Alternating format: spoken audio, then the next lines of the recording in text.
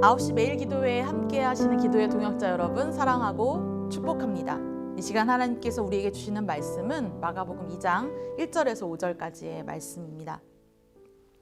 수일 후에 예수께서 다시 가버나움에 들어가시니 집에 계시다는 소문이 들린지라 많은 사람이 모여서 문 앞까지도 들어설 자리가 없게 되었는데 예수께서 그들에게 도를 말씀하시더니 사람들이 한 중풍병자를 네 사람에게 메워 가지고 예수께로 올세 무리들 때문에 예수께 데려갈 수 없으므로 그 계신 곳에 지붕을 뜯어 구멍을 내고 중풍병자가 누운 상을 달아 내리니 예수께서 그들의 믿음을 보시고 중풍병자에게 이르시되 작은 자야 내 죄사함을 받았느니라 하시니. 아멘. 함께 읽은 본문 마가복음 2장에는 예수님을 만나서 나음을 입은 한 사람의 이야기가 나옵니다. 그런데 이 사람이 예수님께 나오는 데 있어서 몇 가지 장애물이 있었습니다. 첫 번째는 그 사람이 바로 중풍병자였다라는 점입니다. 몸이 마비되어 있어서 뜻대로 움직여지지 않는 것입니다. 자신의 생각과 의지는 있다 하여도 그 생각을 행동으로는 옮길 수 없고 또한 온몸에 감각도 느껴지지 않는 상태가 바로 오늘 본문에 등장하는 사람입니다. 누군가의 도움이 없이는 예수님께 가까이 나갈 수 없는 상황이었던 것입니다. 두 번째로 이 사람이 예수님께 나아가기 어렵게 한 장애물은 예수님께 몰려들어 있었던 수많은 사람들이기도 했습니다. 이미 많은 사람들이 몰려 있어서 집 안으로 예수님이 계신 곳으로 쉽게 들어갈 수 없는 지경이 바로 오늘 본문의 장면입니다.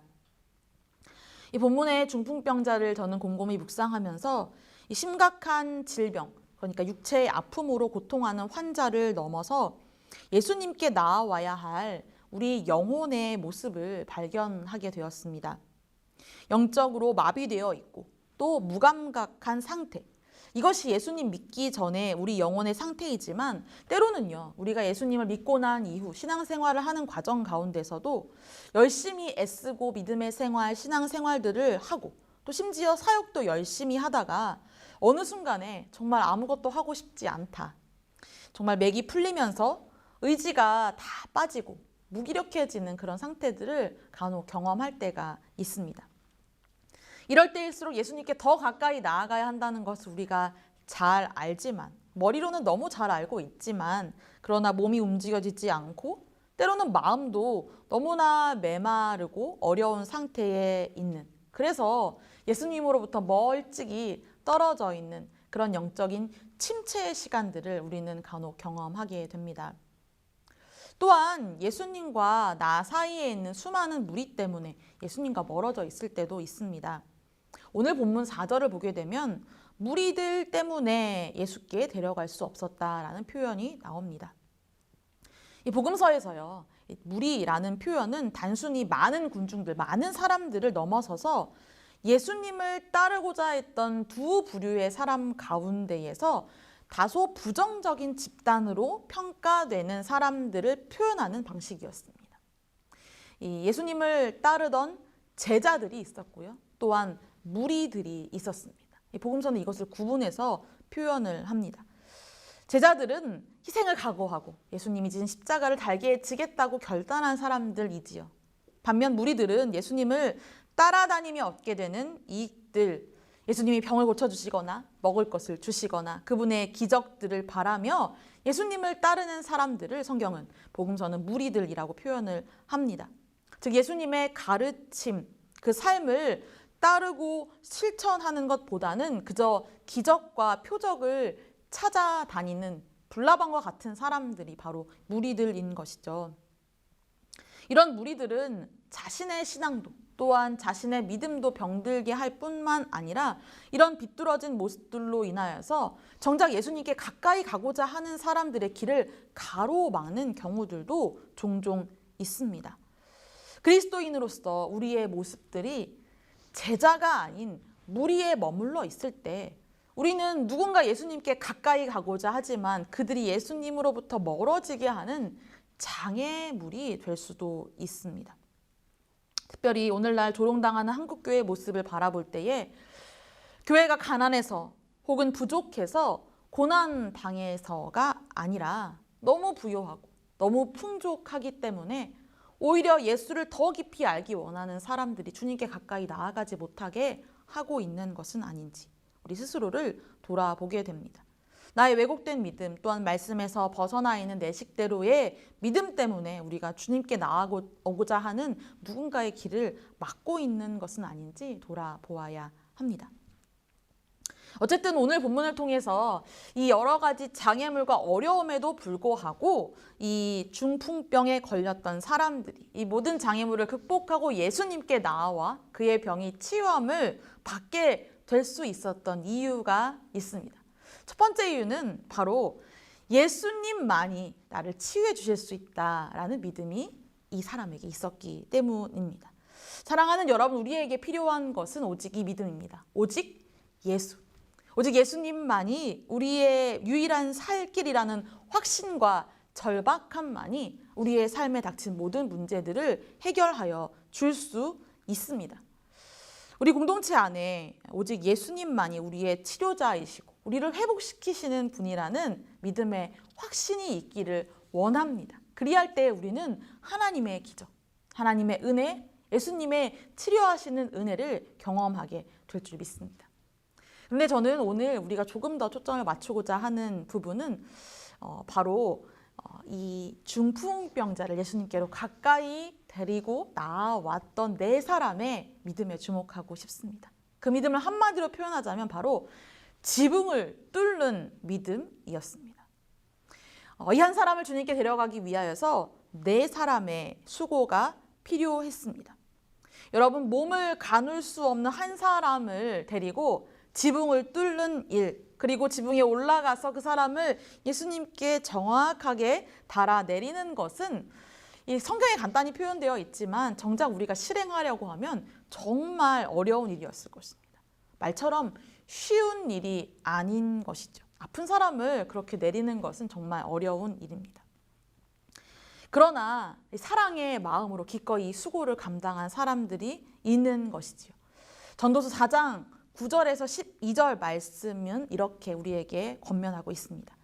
두 사람이 한 사람보다 나음은 그들이 수고함으로 좋은 상을 얻을 것임이라. 혹시 그들이 넘어지면 하나가 그 동물을 붙들어 일으키려니와 홀로 있어 넘어지고 붙들어 일으킬 자가 없는 자에게는 화가 있으리라. 또 두 사람이 함께 누우면 따뜻하거니와 한 사람이면 어찌 따뜻하랴.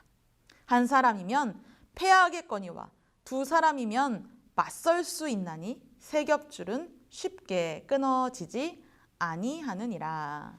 아멘. 오늘 본문에 등장하는 중풍병자가 그 모든 장애물에도 불구하고 치유와 나음을 입을 수 있었던 가장 중요한 점은 바로 그에게 동무들이 있었기 때문입니다. 기꺼이 그의 아픔을 함께 공감하여 주고 그의 질병이 예수님께 가면 나을 수 있다는 믿음의 확신 가운데에 기꺼이 사랑의 수고를 감당하여 준 사람들이 있었기 때문입니다. 여러분, 생각해보면 한 영혼을 주님께로 가까이 나아가게 하는 것은 결단코 쉬운 일이 아닙니다. 정말 많은 수고를 감내하여야 하는 일이고 많은 노력과 에너지가 필요한 일입니다. 특별히 오늘은 다음 세대를 위해서 우리가 함께 기도하는 토요일입니다. 영적 무기력에 빠져 있는 예수님으로부터 멀리 떠나 있는 우리의 다음 세대들을 어떻게 우리는 주님께로 인도할 수 있을까요? 먼저는 우리 안에 오직 예수님만이 우리의 다음 세대를 회복시킬 수 있다는 간절함과 절박한 믿음의 확신이 필요한 줄 믿습니다. 그리고 그 믿음 가운데에 어떻게 해서든 어떤 방법을 사용해서라도 주님께 가까이 데리고 가고자 하는 노력과 수고와 열정이 우리 가운데 회복되어야 할 줄 믿습니다. 서로를 일으켜주는, 서로를 어떻게 해서든 예수님께로 더 가까이 데려가기 위하여 서로를 격려하고 이끌어주는 열정, 그 열정이 살아있는 공동체가 진정으로 하나님이 기뻐하시는 공동체인 줄 믿습니다.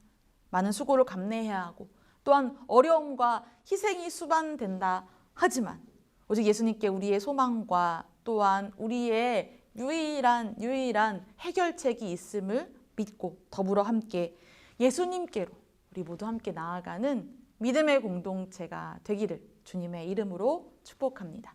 우리 함께 기도하기를 원합니다. 첫 번째 말씀에 의지하여 우리가 기도하실 때에 예수님만이 우리의 모든 문제와 어려움을 해결해 주시는 분이라는 믿음이 회복되게 하여 주시옵소서. 영적 무기력과 회의 가운데 있는 지체들을 예수님께로 이끌어가는 공동체가 바로 우리 교회 공동체가 되게 하여 주시옵소서. 함께 기도하겠습니다.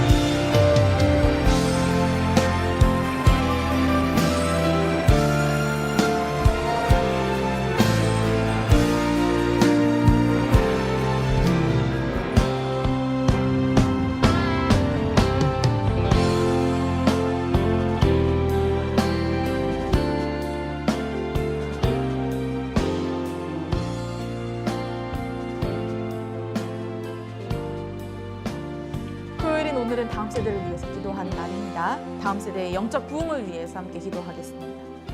예배가 삶의 우선순위가 되게 하여 주시옵소서. 말씀이 삶의 기준이 되고 기도로 깨어 매일 주님과 동행하는 우리의 다음 세대들, 자녀들 되게 하여 주옵소서. 세속적인 가치관에 물들지 않고 하나님을 경외하며 이웃을 사랑하는 삶을 살게 하시고 이 각 가정이 예배의 공동체가 되며 부모가 자녀에게 믿음의 본을 보이게 하여 주옵소서. 모태신앙으로 자란 우리의 자녀들이 예수 그리스도를 인격적으로 만나